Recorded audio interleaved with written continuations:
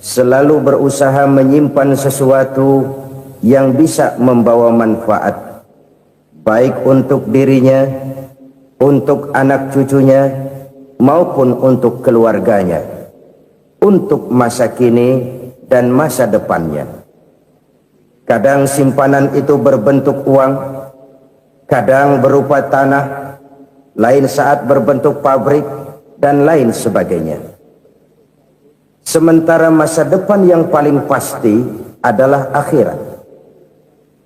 Jika untuk masa depan dunia kita rela memeras keringat, membanting tulang, pergi pagi dan pulang petang, menyimpan uang, menyimpan tanah, menyimpan pabrik, pernahkah kita merenung jika satu saat kiamat datang, kita dibangkitkan dari kubur masing-masing, berdiri di padang mahsyar untuk mempertanggungjawabkan seluruh kegiatan hidup kita di dunia ini, lalu kita akan menuju ke alam akhirat. Sudahkah kita mempunyai simpanan untuk akhirat kita? Pada pertemuan kali ini saya ingin menyampaikan sebuah hadis di mana Rasulullah sallallahu alaihi wasallam bersabda, "Arba'un min kanzil jannah." Simpanan sorga ada 4 macam. Yang pertama, ikhfa'us sadaqah, menyembunyikan sedekah. Saudara-saudara kaum muslimin, sebagaimana yang kita maklum bahwa Allah Subhanahu wa taala melebihkan sebagian rezeki dari kita terhadap yang lain. Ada yang kaya, ada yang setengah kaya, ada yang miskin, ada yang setengah miskin, dan selanjutnya. Ada yang gajinya kecil tapi penghasilannya gede. Ada yang penghasilannya gede tapi nggak punya gaji. Ada juga yang memang gajinya gede dan penghasilannya gede. Kelebihan rezeki merupakan sunnatullah dan tidak harus membuat kita merasa lebih dari yang lain. Bahkan sebaliknya, kelebihan itu harus membuat kita ringan tangan untuk menolong mereka yang memang memerlukan pertolongan. Kalau saudara diberikan ilmu, maka pertanyaan akhirat cuma satu: ilmumu kau amalkan untuk apa? Kalau saudara diberikan umur yang panjang, pengadilan akhirat juga bertanya satu: umurmu kau habiskan di mana? Tapi kalau saudara diberikan harta, pengadilan akhirat akan bertanya dua: hartamu kau dapat dari mana, kau belanjakan kemana? Dari mananya ditanya, dan kemananya juga ditanya. Oleh karena kita akan dimintakan pertanggungan jawab, maka amanah yang bernama harta ini harus kita gunakan dengan sebaik-baiknya. Ada penggunaan yang merupakan kewajiban, itu zakat namanya. Ada penggunaan yang sewaktu-waktu, itu infak namanya. Ada yang lebih sewaktu-waktu lagi, dan itu sedekah namanya. Zakat dia terikat oleh haul dan nisab, oleh putaran batas waktu dan ukuran dari harta itu sendiri. Sedangkan infak terikat oleh situasi dan kondisi perekonomian seseorang. Sedangkan sedekah tidak terikat dengan apapun. Dalam kondisi seperti apapun kita bisa melakukan sedekah dengan yang terkecil sekalipun. Sampai-sampai Rasulullah sallallahu alaihi wasallam mengajarkan, la tahqiranna minal ma'rufi syai'an walau an talqa akhaka biwajhin talik. Atau ada hadis, tabassumuka fi wajhi akhika laka shadaqah. Senyumanmu kepada temanmu adalah sedekah. Jadi untuk melakukan sedekah tidak harus dalam berbentuk uang. Dengan ilmu kita bisa sedekah, dengan tenaga kita bisa bersedekah, dengan pikiran kita bisa bersedekah, bahkan senyum kepada teman itu pun sedekah. Jadi kalau sedekah dengan uang memang belum punya uang, nyengir aja banyakin. Itu asal pada tempatnya, jangan lalu ketemu tiang listrik cengengesan. Tentu tidak pada tempatnya dan tidak wajar. Nah, sedekah yang paling dicintai Allah adalah sedekah yang disembunyikan. Artinya, jauh dari sifat riya. Kan kadang-kadang ada orang sedekah itu disebutkan namanya, apa tidak bagus? Kalau memang niatnya ikhlas, ya bagus-bagus saja. Untuk memberikan sugesti kepada yang lain. Si Fulan bin Fulan nyumbang sekian, diumumkan. Boleh kalau niatnya untuk memberikan rangsangan kepada yang lain supaya dia menyumbang lebih besar dari orang tadi. Tapi kalau itu mendatangkan riya, maka sedekah yang paling dicintai Allah adalah sedekah yang disembunyikan. Tangan kiri saja tidak tahu apa yang diberikan oleh tangan kanan. Sedekah yang dilakukan dengan ikhlas akan merupakan perbendaharaan surga, tersembunyi dari pandangan orang lain, tidak seorang pun tahu. Karena memang sikap yang baik adalah melupakan kebaikan dan mengingat kesalahan. Itu salah satu ciri orang bahagia. Orang yang selalu mengingat kesalahannya dan berusaha melupakan segala kebaikannya.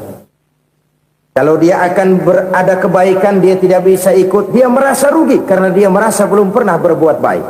Tapi kalau akan melakukan kesalahan baru, dia ingat kesalahan yang sudah-sudah, sehingga terhalang baginya untuk melakukan satu kesalahan baru.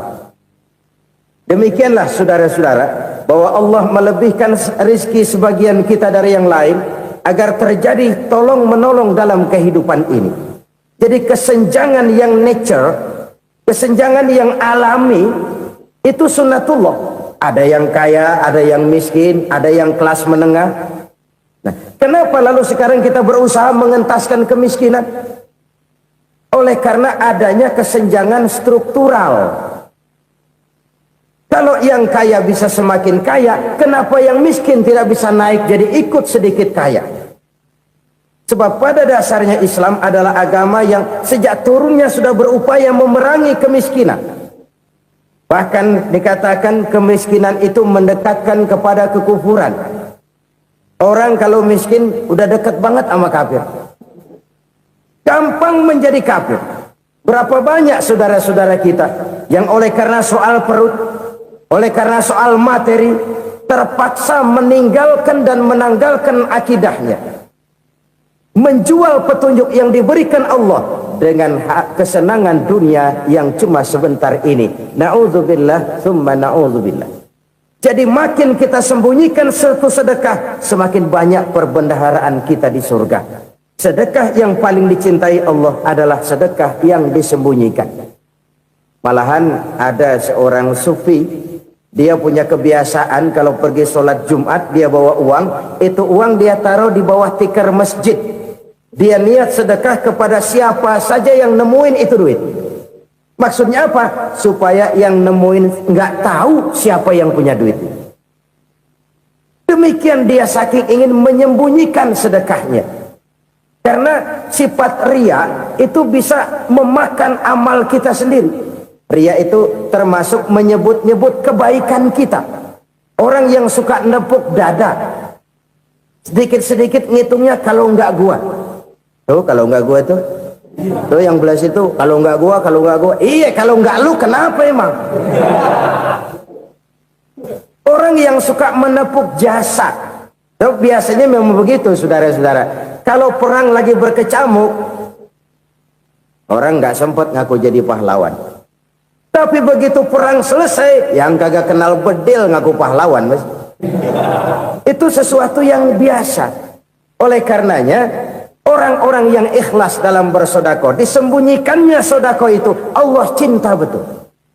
Malahan ada hadis memberikan jaminan, inna shadaqatal mar'il muslimi tazidu fil umri wa tadfa'u mitatas su'i. Sesungguhnya sedekahnya seorang mukmin tazidu fil umri, bisa menambah umur panjang, wa tadfa'u mitatas su'i, dan menyelamatkan manusia dari mati secara su'ul khatimah. Jadi siapa yang kepengen panjang umur, banyaklah sedekah. Yang bosan hidup, pelit terus. Sedekah menambah panjang umur dan menyelamatkan manusia dari mati secara su'ul khatimah. Pak, katanya umur itu nggak bisa ditambah, nggak bisa dikurangin. Kapan? Kalau ajal sudah datang. Fa idza jaa ajaluhum la yastakhiruna sa'atan wa la yastakdimun. Kalau ajal datang tidak bisa dimajukan, tidak bisa dimundurkan. Itu kalau ajal sudah datang. Tidak bisa lagi umur ditambah dikurangi, sudah datang. Tapi kalau belum datang, itu kan haknya Allah. Mau ditambah, mau dikurangi, hak prerogatif Allah. Sebagai pencipta manusia, Allah maha kuasa dan maha mampu. Sedekah ini menambah panjang umur dan menyelamatkan manusia dari mati secara su'ul khatimah. Itu orang mati kan sama ya, kondisinya mati, nggak nafas. Tapi hakikat mati kan lain-lain. Ada yang mati itu husnul khatimah, baik akhirnya. Misalnya lagi ngaji mati, lagi sholat mati, lagi sedekah mati. Ini yang dinamakan dengan husnul khatimah, baik di akhirnya. Sebaliknya ada yang su'ul khatimah, jelek di akhirnya. Ini yang jadi catatan akhir. Lagi nyekek botol, mampus. Lagi banting kartu, modar. Su'ul khatimah, jelek pada akhirnya. Sedekah menyelamatkan manusia dari mati secara su'ul khatimah. Dan kita semua kepengen mendapat husnul khatimah, jauh dari su'ul khatimah. Oleh sebab itu yang bisa menyelamatkan kita dari penyakit itu antara lain adalah sedekah yang disembunyikan, yang dikerjakan dengan ikhlas karena Allah. Tidak karena kepengen dipuji orang, tidak karena ingin dikatakan orang pemurah, sebab orang dermawan itu orang yang memberi tanpa harus diminta. Kalau masih harus diminta, ya belum dermawan namanya, masih harus diminta. Kalau nggak diminta ya tulus, lolos, polos. Saudara-saudara kaum muslimin rahimakumullah, harta adalah amanat dan akan kita pertanggungjawabkan. Allah melebihkan rizki sebagian kita dari yang lain agar kita saling tolong menolong, bantu membantu. Nabi janjikan, siapa yang meringankan beban saudaranya muslim di dunia, Allah akan meringankan bebannya di akhirat nanti. Sebuah jaminan dari baginda Nabi. Si orang yang kita bantu barangkali tidak bisa membalas, Allah yang akan membalas lewat jalan lain yang tidak pernah kita sangka-sangka. Ada orang tanya, Pak, ini ada orang nyumbang masjid sambil marah-marah, bagaimana? Saya bilang sumbangannya aja ambil, marahnya jangan. Marahnya jangan diambil, itu urusan dia. Saudara-saudara kaum muslimin rahimakumullah, umat Islam ini kan umat yang punya potensi besar. Kadang kita merenung, kenapa kadang-kadang pembangunan masjid kok lambat sekali? Kalau hotel hari ini peletakan pertama, bulan depan peresmian. Supermarket hari ini peletakan batu pertama, minggu depan peresmian. Tapi kalau sudah yang namanya masjid, kadang-kadang peletakan batu pertama sekaligus jadi batu terakhir. 3 tahun, 4 tahun, campur nebar jalak di jalanan, duit dijaring kayak ikan sepat. Apa tidak ada orang Islam yang kaya? Banyak. Apa tidak ada pengusaha muslim yang jadi konglomerat? Ada. Lalu yang belum banyak itu yang komit terhadap nilai-nilai agamanya. Akhirnya kita jatuh jadi umat yang lemah. Belum ada pengusaha konglomerat muslim buka pabrik supermi cap bedug misalnya umpamanya atau pabrik kecap cap sorban supaya identitas keislamannya sedikit kelihatan. Kita jatuh jadi umat yang lemah karena potensi tidak terinventarisir dengan baik. Kita ini ibarat kompor yang cuma matengin nasi orang lain. Potensi kita dimanfaatkan oleh orang lain. Ukhuwah Islamiyah kita baru terbatas kepada silaturahmi. Ukhuwah di bidang ekonomi kita lemah, ukhuwah di bidang kebudayaan kita lemah, apalagi ukhuwah di bidang politik kita lebih rapuh lagi. Padahal ukhuwah itu adalah totalitas kehidupan manusia, menyangkut ipolek sosbud, memerlukan nilai-nilai ukhuwah. Jadi oleh karena itu mari kita menyadari, di dalam harta kita, walaupun kita yang cari, pergi pagi, pulang sore, peras keringat, banting tulang, di sana ada harta anak yatim. Di sana ada hak masjid. di sana ada hak pesantren, di sana ada hak jihad. Berbahagialah seseorang apabila dia oleh Allah dijadikan keran. Keran itu menyimpan air, tapi tidak untuk dirinya, tapi disalurkannya kepada mereka yang memang memerlukannya. Saudara-saudara kaum muslimin rahimakumullah, ini yang pertama. Jadi perbendaharaan surga adalah menyembunyikan sedekah. Orang lain nggak tahu, kita pun nggak pernah ngitung-ngitung. Kita anggap lewat begitu saja, padahal itu deposit akhirat. Satu. Yang kedua, perbendaharaan surga itu apa? Wa kitmanul musibah, menyembunyikan kesulitan. Kadang orang takut menghadapi kesulitan, tapi makin kita merenung, hidup ini kan sebenarnya urusan. Takut sama urusan, ya jangan hidup. Tandanya orang hidup itu kalau punya urusan. Urusan melupakan problem. Problem sering menimbulkan kesulitan. Kesulitan bukan untuk ditakuti, tapi untuk diatasi dan dicarikan jalan keluarnya. Siapa sih orangnya yang nggak pernah sulit-sulit? Makin tinggi status sosialnya, makin gede urusannya. Makin tinggi kualitas imannya, makin berat tingkat kesulitannya. Cuma memang yang namanya enak itu seperti pelangi. Biang lala itu nggak pernah di atas kepala kita, di atas kepala orang melulu. Lo sih enak lo, kata kita. Dia juga bilang yang enak kan lo. Pelangi itu nggak pernah di atas kepala kita. Kata tukang beca, aduh enak ya naik Mercy. Kata tukang beca, apa yang di dalam mobil Mercy? Aduh enak bener tukang beca, di jok ngeringkuk ngorok pules bener. Saya kamar pakai AC sejuk, tempat tidur sutra empuk, alga spring bed, gula kulik, nggak bisa pules kalau belum minum Valium, belum tidur. Enak bener tukang beca, di jok ngorok nggak tahu wetan kulon. Si tukang beca bilang yang di Mercy enak, yang di Mercy bilang tukang beca enak. Inilah enak, nggak pernah di atas kepala kita, di atas kepala orang lain melulu enak itu. Nah saudara-saudara, yang merupakan perbendaharaan surga itu orang yang bisa menyembunyikan kesulitan, baik pribadi ataupun rumah tangga. Nih terutama rumah tangga yang jadi soalnya. Kadang-kadang kita ini kalau senang, sebaliknya kalau senang kita diam, kalem aja, cuek. Banyak banget duit kita bawaan, diam aja udah. Malah ketemu orang takut. Tapi begitu susah, sekampung tahu. Padahal Nabi mengajarkan perbendaharaan surga itu menyembunyikan musibah, menyembunyikan kesulitan.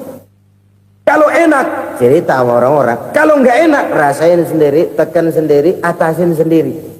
Kita kan sebaliknya, senang kita diam, asal lagi susah, paling tidak kita nyari teman buat cerita kesusahan. Siapa orangnya yang nggak pernah susah? Cuma soalnya bagaimana kita mengatasi kesusahan itu sendiri. Begitu juga misalnya kalau orang sudah berumah tangga, itu orang tuanya harus menjadi tempat dia cerita yang enak-enak saja. Yang nggak enak rasain berdua, selesaikan berdua, atasin berdua. Jangan dibalik. Asal senang diam, giliran susah aja. Maknya laporan. Terbalik. Bisa menjaga security informasi. Maka nama bayam keluar diam, malah seluitan. Enak amat lo makan daging ayam. Security informasi. Saudara-saudara kaum muslimin rahimakumullah, ujian yang terberat itu yang pernah diberikan kepada para nabi, para rasul, para aulia, para ulama. Makin tinggi keimanan, makin berat bentuk kesulitan. Ayo saya kemukakan satu contoh saja. Ada seorang nabi yang kaya, nabi kaya, namanya Nabi Ayub. Iblis kalau orang begini kan keki, ibadahnya rajin, kaya. Nih yang kayak begini susah digodain. Kalau ibadahnya rajin, miskin, kali bisa disogok. Sini imannya mantap, ibadahnya rajin, kaya, nabi lagi. Oh, tapi namanya iblis, nggak kurang akal. Laporan, Tuhan, kenapa Les? Ya ini bahasa saya, bahasa Qurannya sih nggak gitu. Itu hambamu yang namanya Ayub, dia rajin ibadah cuma karena dikasih kaya aja. Coba kasih miskin dia, berhenti dia sembahyang. Ah, kamu bisa aja. Saya tahu Ayub itu hambaku yang ikhlas. Saya buktiin Tuhan, silahkan. Dibuktiin lah, iblis turun ke alamin. Yang mula-mula dia lakukan, dia rusak sawah ladang Nabi Ayub. Dia binasakan binatang ternak Nabi Ayub. Sehingga dalam waktu singkat, jatuhlah Nabi Ayub dari orang paling kaya jadi orang paling miskin. Beliau masih ibadah di mihrab dalam masjid. Datang iblis. Saudara Ayub, ya, lagi ngapain? Ibadah. Nyembah Allah, nyembah Allah. Oh, percuma. Kenapa? Tuhan yang ente sembah nih, dia udah bikin miskin ente. Sawah ladang ente hancur lebur, binatang ternak binasa. Sekarang ente jadi orang paling miskin. Ngapain nyembah Tuhan kayak begitu? Tekor. Udah berhenti dah ibadah, berhenti ibadah. Ini iblis sama Tuhan laporannya lain, yang dikerjakan kepada Nabi Ayub juga lain. Benar begitu iblis kata Nabi Ayub? Iya. Sawah ladang saya habis, buras. Binatang ternak saya binasa, binasa. Saya miskin, bangpak. Apa jawab Nabi Ayub? Bukan innalillahi, ini hebat. Alhamdulillahillazi a'tani wa akhza minni. Segala puji bagi Allah yang telah memberikan harta kepada saya dan sekarang mengambilnya lagi. Alhamdulillah. Allah yang ngasih, Allah yang ambil. Itu mah urusan Allah. Iblis cuman ibadah jalan terus, sujud lagi Nabi Ayub. Iblis seleher gondok banget. Dasar Nabi nggak mempan dia apa-apain. Miskin malah alhamdulillah. Allah yang ngasih, Allah yang ngambil. Jadi kalau kita tidak komit, kita tidak terikat kepada kaya, miskin, senang, susah, apa yang bisa bikin kita susah? Jadikan kekayaan, kemiskinan, jadikan senang, susah sebagai anak buah yang bisa kita atur. Jangan kekayaan ngatur kita, jangan kemiskinan ngatur kita. Kita yang harus mengatur mereka. Senang, susah, kaya, miskin, bahagia, sengsara, jadikan itu anak buah yang bisa kita atur. Kalau sekarang kita kaya, lain saat boleh jadi kita miskin, semiskin-miskinnya. Allah yang ngasih, Allah yang ngambil. Tenaga mana yang bisa menghalangi? Ibadah jalan terus. Iblis makin gondok. Dasar Nabi loh. Akhirnya apa? Nabi Ayub dikerjain, diberikan penyakit. Demikian fatal penyakitnya. Bayangin, udah miskin sakit. Masya Allah. Miskin sakit. Sakitnya nggak lama, kira-kira 16 tahun. Istrinya 3, 2 mental minta ceraiin. Ngerawatin laki bengek begini. Senang belum tentu, susah udah pasti nih. Cerai aja, cerai dah. Cerai. Tinggal satu Siti Rahmah yang setia menemani beliau. Sesetia-setianya hati perempuan. Satu saat Siti Rahmah bilang, "Bang, iya, abang kan Nabi bang. Lalu namanya Nabi kan doanya jarang meleset bang. Maksud kamu minta kenapa sih sama Tuhan biar abang sembuh baik dah bang?" Siti Rahmah, iya. Saya sakit berapa tahun sih dah? 16 tahun bang. Sebelum ini saya sehat berapa tahun? Ya kira-kira 60 tahun bang. Nah coba ente banding-bandingin Rahmah. Saya dikasih sehat 60 tahun, dikasih sakit 16 tahun. Sudah nggak sabar mau doa kepada Allah minta sembuh. Saya malu kepada Allah. Diuji dengan yang luar biasa seperti ini, tidak mengganggu stabilitas kehambaannya. Dia tetap menghamba kepada Allah Subhanahu wa ta'ala. Saudara-saudara kaum muslimin rahimakumullah. Kunci menghadapi kesulitan itu apa? Allah jelaskan dalam satu ayat, wa basyiris sabirin alladzina iza asabathum musibah qalu inna lillahi wa inna ilaihi raji'un. Gembirakan orang-orang yang sabar Siapa mereka itu? Yang apabila mendapat musibah mereka kembali kepada keyakinan dasar segalanya dari Allah dan segalanya akan kembali kepada Allah. Ini konsepsi dasar dari sikap muslim dalam menghadapi berbagai kesulitan. Segalanya dari Allah, segalanya akan kembali kepada Allah. Kalau ini sudah kondisi dasarnya, maka kita akan lapang menghadapi kenyataan bagaimanapun pahitnya. Apakah itu namanya miskin, apakah itu namanya sakit, bahkan maut sekalipun. Maut sekalipun. Segalanya dari Allah, segalanya akan kembali kepada Allah. Ini sikap hidup, bukan sekedar ucapan. Kita kadang-kadang menjadikannya sebagai ucapan. Mulutnya sehingga berhenti, innalillahi wa inna ilaihi rajiun, tapi nangisnya terus gerung-gerungan. Bukan itu, ini kesadaran moral. Kalau segalanya dari Allah, segalanya kembali kepada Allah, kan sebenarnya cuma nunggu giliran. Hari ini saya nyembayangin dia, entah hari apa saya disembayangin orang. Hari ini saya antar dia ke kubur, entah hari apa orang nganterin saya ke kubur. Hari ini saya tahlilkan dia, entah nanti kapan orang tahlilkan saya. Segalanya dari Allah, segalanya akan kembali juga kepada Allah. Oleh sebab itu saudara-saudara, kesulitan bukan untuk ditakuti. Kesulitan justru untuk diatasi, dicarikan jalan keluarnya. Dan tidak ada orang yang tidak pernah mendapat kesulitan. Tidak ada. Semakin tinggi status sosial, semakin tinggi kualitas keimanan, semakin besar juga tingkat kesulitan. Hanya saja bagaimana cara kita mengatasinya. Dan Al-Quran menyatakan, inna ma'al usri yusra. Di balik kesulitan itu pasti ada kemudahan. Roda itu berputar. Karena itu Rasulullah sallallahu alaihi wasallam mengingatkan kepada kita, ta'arraf ilallahi firraha ya'rifka fisyiddah.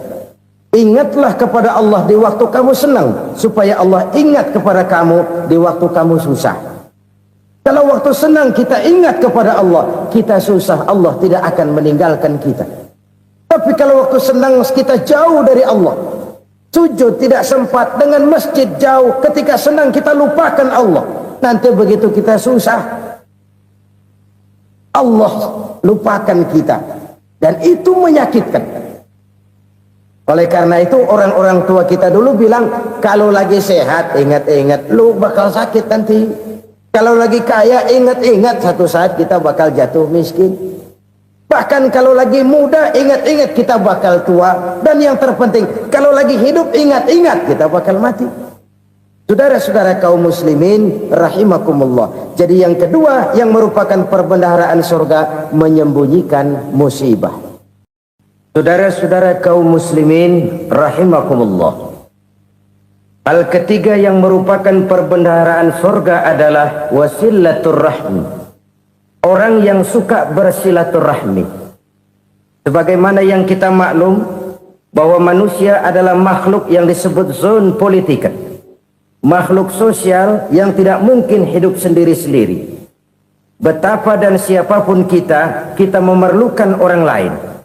Bodoh betul manusia kalau tinggal di tengah masyarakat tapi tidak mau bermasyarakat. Merasa hebat sendiri, pinter sendiri, gagah sendiri, kaya sendiri. Mungkin kalau mati juga ngubur sendiri. Jangankan kita di sini, di sorga saja Nabi Adam waktu sendirian bengong melulu, mondar mandir. Allah tegur dam sepi dam. Ya ini kalau bahasa saya. Iya Tuhan, sepi ini nggak ada coret-corekan pisan ini. Diciptakan Siti Hawa baru anteng Nabi Adam. Itu di sorga. Cobalah. Umpamanya saudara tinggal di Jakarta nih. Kayak bener. Apaan aja di Jakarta punya saudara deh. Jembatan Semanggi ambil. Monas buntel bawa pulang. Hotel-hotel ambil semua. Cuman tinggal di Jakarta sendirian. Apa enaknya? Betapa dan siapapun kita perlu orang lain. Tidak ada seorang pun yang bisa memenuhi kebutuhan hidupnya secara sendiri-sendiri. Nah, Islam telah menyelamatkan manusia dari ras diskriminasi. Mengikat manusia dengan persaudaraan yang berlandaskan kepada akidah. Karena itu dianjurkan bersilaturahmi. Bahkan Nabi menyatakan, man arada ayyubsata lahu fi rizqihi wa yunsa'a fi atharihi falyasil rahimah. Siapa yang kepengen diluaskan rezekinya dan dipanjangkan usianya, banyaklah ia bersilaturahmi. Siapa yang kepengen dimudahkan rezekinya, hendaknya ia banyak bersilaturahmi. Kalau banyak teman, kesulitan kan paling tidak ada tempat cerita. Udah susah, sendirian kita pikirin diri, nggak ada tempat tukar pikiran. Cepet banget sama bengek. Dilawan sendiri. Nah, secara makro kita bisa berkata, tidak mungkin ada kemenangan kalau tidak ada kekuatan. Tidak ada kekuatan kalau tidak ada kesatuan dan persatuan. Tidak mungkin ada kesatuan dan persatuan tanpa semangat silaturahmi. Kalau umat Islam mau menang, dia harus kuat. Kalau umat Islam mau kuat, dia harus bersatu. Kalau umat Islam mau bersatu, dia harus membudayakan silaturahmi ini. Bahkan sampai-sampai kata Nabi, kalau bisa cari nilai tambah. Apa? Silman qata'ak. Bersilaturahmilah kau kepada orang yang marah denganmu. Masya Allah, indahnya ajaran agama kita. Orang yang marah pun kepada kita, kata Nabi, kalau bisa bersilaturahmilah kepadanya, kepada orang yang marah itu. Di situ nilai tambah. Cuman jujur nih hadis, ngucapinnya gampang, ngamalinnya yang berat banget. Orang marah sama kita, kita disuruh silaturahmi. Ada apa malu? Lu marah, ada gua marahan lagi. Gue pikirin. Saudara-saudara kaum muslimin rahimakumullah. Tapi ini yang diajarkan, bahkan ini yang dicontohkan oleh baginda Rasul. Bagaimana begitu mudah, misalnya satu saat Abu Jahal ini ngatur strategi bagaimana bikin Muhammad celaka. Dia gali lubang di depan tempat tidurnya. Dia tutupin daun korma. Terus dia panggil seseorang, ke sini. Kasih tahu Muhammad, pamannya sakit keras, minta ditengokin. Berangkat orang ini ke sana. Muhammad, labbaik. Pamanmu sakit keras, dia minta ditengokin. Baik, saya akan datang menjenguk beliau. Berangkatlah Nabi ke rumah Abu Jahal tanpa prasangka apapun. Abu Jahal udah pasang setil, selimut 3 rangkap setengah dipakai. Persis kayak orang meriang. Tapi sembari ngintip dari balik selimut, begitu Muhammad buka pintu, nah, masuk perangkap nih. Muhammad jalan menuju tempat pembaringan. Makin lama makin dekat, makin lama makin dekat. Makin dekat ke lubang yang dipasang oleh Abu Jahal itu. Dalam hati Abu Jahal, terus dah jatuh, mampus dah lo ini. Mampus lo hari ini nih. Apa yang terjadi? Malaikat Jibril datang. Muhammad, pamanmu cuma pura-pura sakit. Di depan tempat tidurnya ada lubang perangkap supaya kamu jatuh ke situ. Sudah, kamu pulang. Balik kanan Nabi. Sudah hampir jatuh ke lubang, balik kanan, pulang. Bayangin kecewanya Abu Jahal. Muhammad dikit lagi, Muhammad dikit lagi. Enggak, paman, saya pulang aja. Emosi bangun dari tempat tidur, enggak sadar kalau lagi pura-pura sakit. Lompat ngejar Nabi, dia lupa dengan lubang yang dia gali. Usrak, nyemplung sendiri ke dalam lubang.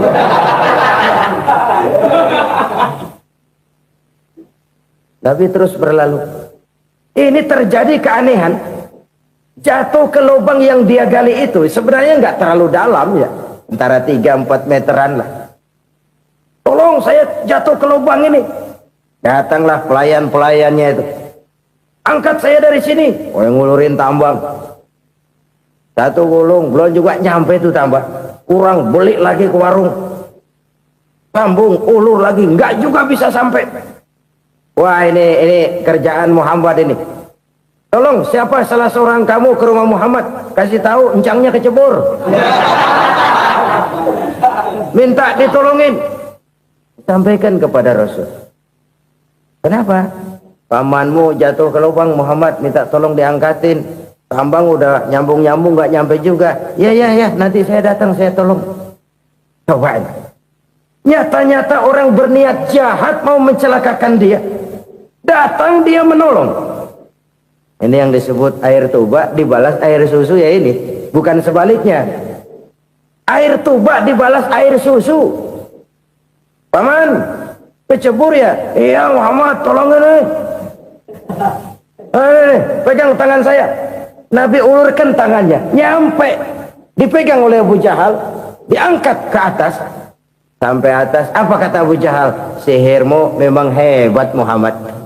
Udah ditolongin dikata sihir. Yang enak kita kemplang kan itu orang begitu. Urusan apa? Tapi inilah akhlak. Kalau bisa kamu bersilaturahmilah dengan orang yang marah kepadamu sekalipun. Orang marah kita tetap baik. So, kalau kita berbuat baik sama orang yang memang baik, rasanya sih biasa-biasa aja. Orang baik kita baik lagi, ya draw aja, belum ada nilai tambah di situ. Baru ada nilai tambah kalau kita bisa berbuat baik kepada orang yang nyakitin kita. Itu namanya kita setingkat di atas dia. Dia sakitin kita, kita berbuat baik sama dia. Dia pelit sama kita, kita baik sama dia. Dia marahin kita, kita deketin dia. Di situ kita punya nilai tambah. Jadi siapa yang ingin diluaskan rezekinya, kata Nabi, dan dipanjangkan umurnya, hendaklah ia banyak-banyak bersilaturahmi. Sederhana sebenarnya silaturahmi, tapi silaturahmi membangkitkan semangat kesatuan dan persatuan. Kesatuan dan persatuan melahirkan kekuatan. Dalam matematika 1 ditambah 1 pasti 2. Tapi di tengah masyarakat 1 orang takut ditambah 1 orang takut, hasilnya jadi 2 orang setengah berani.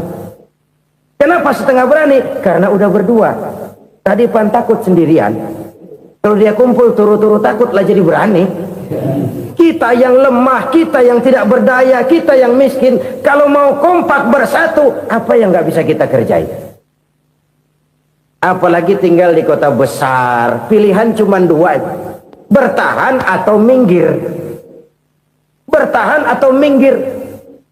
Untuk bisa bertahan harus mampu bersaing. Untuk mampu bersaing harus punya keahlian.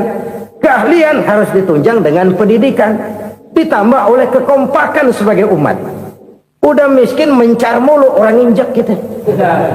Orang nggak pandang urusan apa yang malu. Oleh karena itu silaturahmi pada hakikatnya merupakan roh dari ukhuwah yang diajarkan oleh agama kita. Bagaimana Islam menyelamatkan masyarakat manusia dari ras diskriminasi, mengikat manusia, dan tidak ada persaudaraan yang lebih indah selain persaudaraan yang diikat dengan nilai-nilai akidah. Sepanjang orang di jalan Allah, itulah saudara kita. Keluar dia dari jalan Allah, selesailah persaudaraan sampai di situ. Karena itu, kalau ingin menyimpan sesuatu di surga, banyaklah bersilaturahmi. Datang ke rumah ini, datang ke rumah itu, dan lain sebagainya. Itu simpanan kita di akhirat nanti. Ini yang ketiga. Saudara-saudara, yang keempat, perbendaharaan surga itu apa? Wa qawlu la hawla wa la quwwata illa billah. Ucapan la hawla wa la quwwata illa billah. Ibadah kan ada yang berat, modalnya besar. Bangun masjid berat, modalnya besar. Bangun rumah sakit berat, modalnya besar. Ada ibadah yang berat tapi modalnya ringan. Misalnya puasa. Puasa itu berat, mengendalikan nafsu. Kalau sekedar nggak makan nggak minum sih enteng. Mengendalikan nafsu itu jihad terbesar, tapi kan modalnya ringan, cuma niat saja. Ini ibadah berat, modalnya ringan.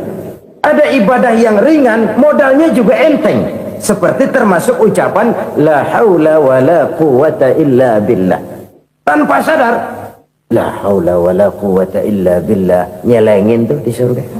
Nyelengin, kita nggak terasa, nyelengin simpenan akhirat. La haula wa la quwwata illa billah, nyimpan lagi. Kaget, la haula wa la quwwata illa billah, nyimpan lagi, banyak simpanan. Walaupun sebenarnya yang dimaksud di sini adalah kesadaran batin bahwa tidak ada daya dan kekuatan kecuali Allah. Itu intinya.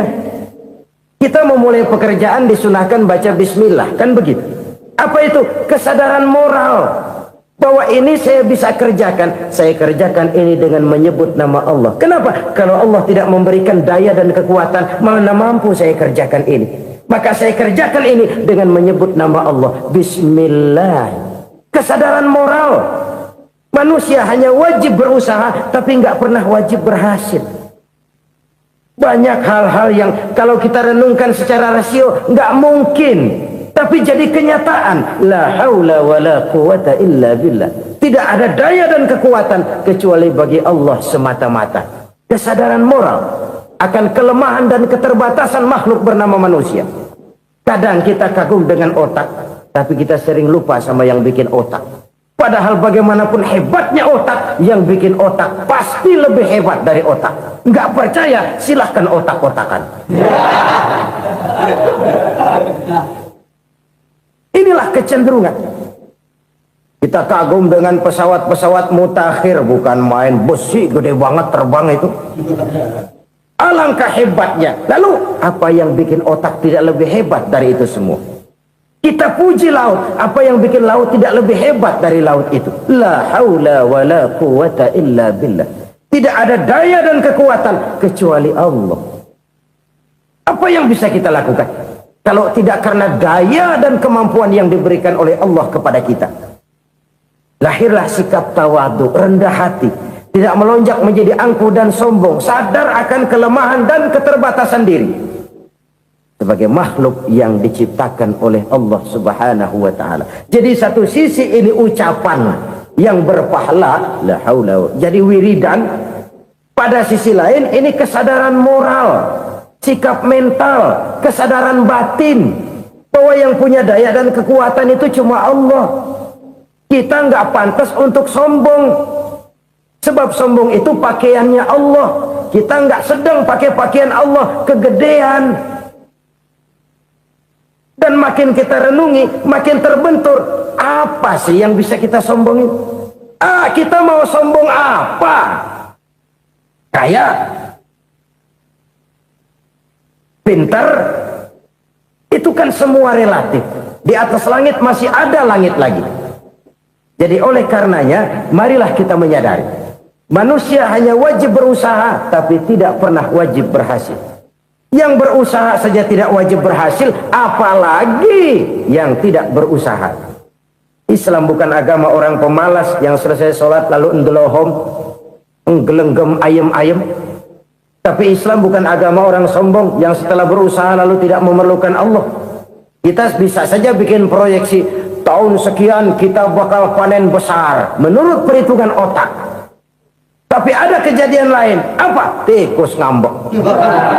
Habis itu dimakanin tikus, panen gagal. Proyeksi rasional gagal oleh tikus-tikus yang ngambek itu. Bisa saja terjadi. Tahun depan kita panen besar, urung. Kenapa? Musim panas panjang. Dan sekarang ini koran-koran bikin berita musim mengalami penyelewengan. Bukan cuma manusia yang nyeleweng sekarang. Musim pakai nyeleweng. Mestinya kan musim hujan udah selesai, masih hujan-hujan juga. Musim. Nah sekarang kita boleh bikin proyeksi, kita bakal panen besar. Tahu-tahu musim panas panjang, sawah retak, air kering. Cari teknokrat yang paling botak, suruh pendekin tuh musim panas. La haula wala quwata illa billah. Inilah kesadaran moral. Saudara, saya teringat satu saat ada seorang konglomerat. Umurnya ya kira-kira 70-an.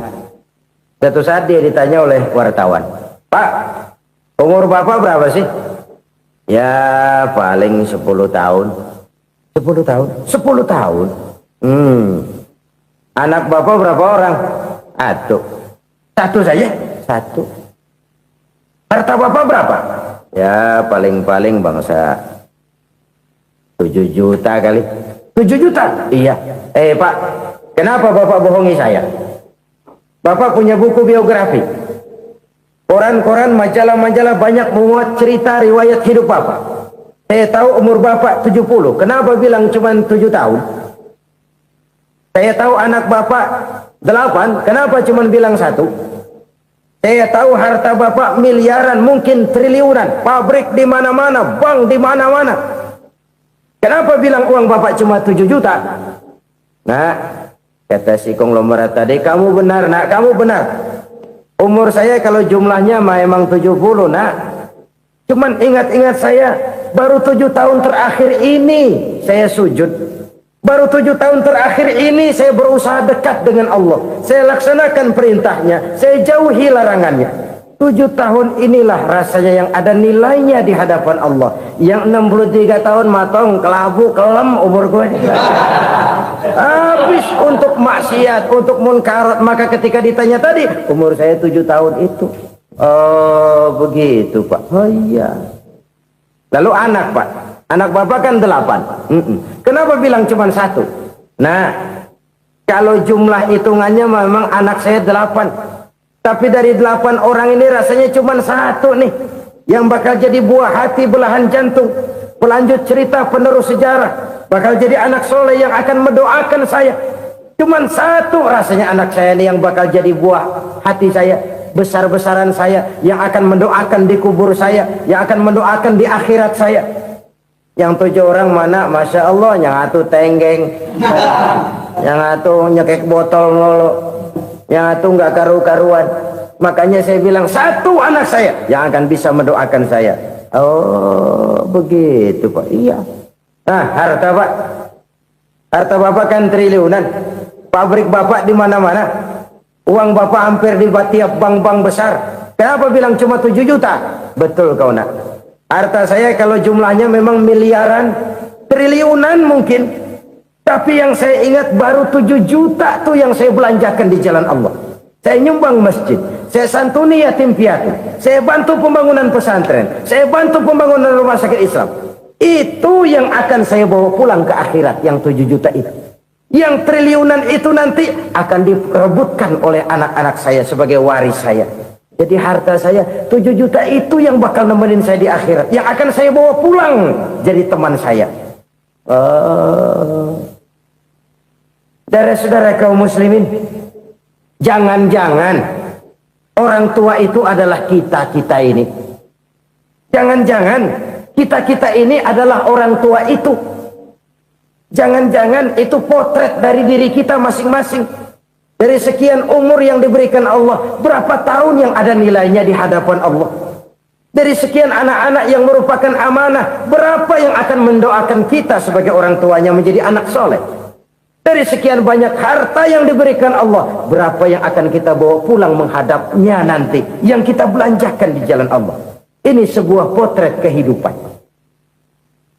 Karena itu kita kembali kepada la haula wa la quwwata illa billah. Kita wajib berusaha, kita wajib berikhtiar. Selebihnya segala daya dan kekuatan hanya milik Allah saja semata-mata. Satu kesadaran batin dari setiap pribadi muslim. Setelah ia berusaha dan berikhtiar, ia menyerahkannya kepada Allah Subhanahu wa ta'ala. Jadi satu sisi ini merupakan wiridan ucapan yang mengandung pahala, pada sisi lain ini merupakan sikap batin dari seorang muslim di dalam ia menghadapi realitas kehidupan ini. Saudara-saudara kaum muslimin rahimakumullah, kalau ini kita jadikan satu basis kehidupan, maka ini akan menyelamatkan manusia dari kemungkinan tergelincir menjadi orang yang lupa diri dan lupa darat.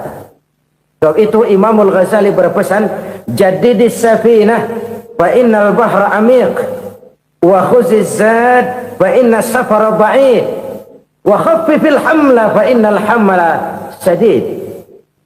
Perbarui selalu kapalmu karena lautan sangat dalam. Bawa bekal yang banyak karena perjalanan ini sangat jauh. Ringankan beban karena kebanyakan beban akan menyakitkan. Alangkah indah kalimat ini, alangkah dalam makna yang terkandung di sana. Perbarui selalu kapalmu karena lautan sangat dalam. Apa artinya ini? Jaga mentalmu baik-baik. Pelihara imanmu baik-baik, karena hidup penuh cobaan seperti lautan. Kita kalau berlayar di lautan kan kadang-kadang tenang, angin bertiup sepoi-sepoi basah. Jika malam datang, bintang gemintang bertabur menghias cakrawala. Rembulan memantulkan sinarnya dengan indah. Dalam keadaan begitu berlayar enak. Tapi lain saat ombak menggunung, halilintar menyambar, angin topan bertiup. Berapa banyak sudah saudara-saudara kita yang tenggelam di lautan dunia tanpa sadar bahwa dia belum sampai kepada pantai yang akan dituju. Berapa banyak sudah saudara-saudara kita yang tenggelam di lautan dunia ini tanpa sempat bangkit lagi.